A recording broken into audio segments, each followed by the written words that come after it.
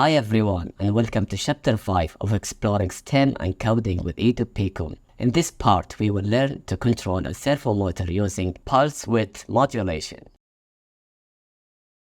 Servo motors are essential components in the world of robotics and automation. They allow precise control over the angular position of a shaft, making them ideal for applications like controlling robotic arms, steering mechanisms, or even opening and closing doors. In this activity, you will learn how to connect and control the servo motor to specific angles with EDU PICO. To start, we need to attach and screw the horn to the servo motor.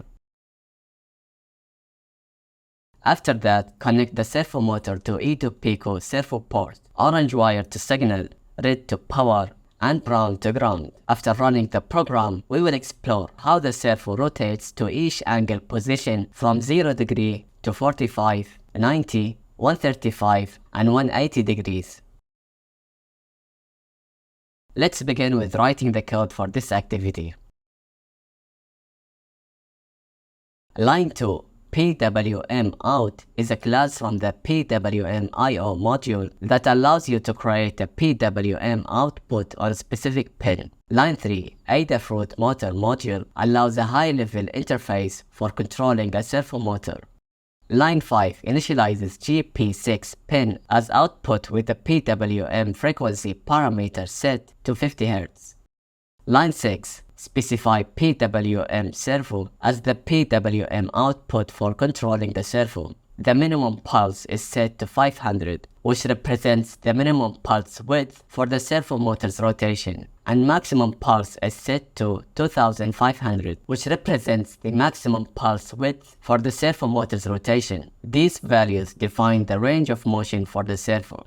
Line 8 create a list with a variable named position that contains a sequence of angles. These angles represent the positions to which the servo motor will be moved.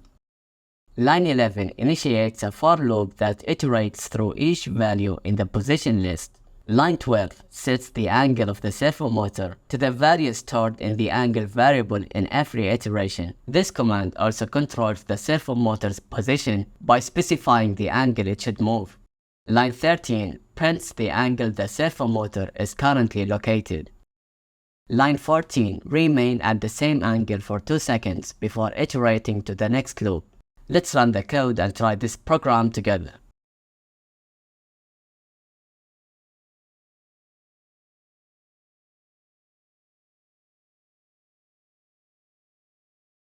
A servo motor typically consists of a DC motor, gears, a potentiometer, and a control circuit. The built-in controller translates commands in the form of pulses to rotate the servo motor in degrees. Unlike a DC motor that rotates continuously, we can control a servo motor rotation to a assigned angle between the range of 0 to 180 degrees. Modern RC servos rely on pulse width modulation to determine the angle of the mechanical rotation. Although a standard RC servo expects a pulse every 20 milliseconds, the duration of this pulse can vary significantly across different servos. In EDU PICO's case, we are using a pulse of 20 milliseconds, where a PWM frequency of 50 Hz is set. Servos have traditionally been limited to a pulse width range of 1000 to 2000 microseconds, offering a 90 degrees range of motion. However, modern servos have a much wider range of motion, typically 170 degrees to 180 degrees, which requires pulse width outside the standard range. If your servo doesn't rotate from 0 to 180 degrees correctly, you may need to adjust the minimum pulse and maximum pulse values to calibrate the range of movement. If you hear a buzzing noise coming from the servo, the values you set may be too low or too high, causing the servo mechanism to hit the end stop. Readjust the values carefully to find a safe range of movement. Well done completing part 1 of chapter 5. In the next video, we will explore the proximity sensor. Thanks for watching, and I'll see you in the next video.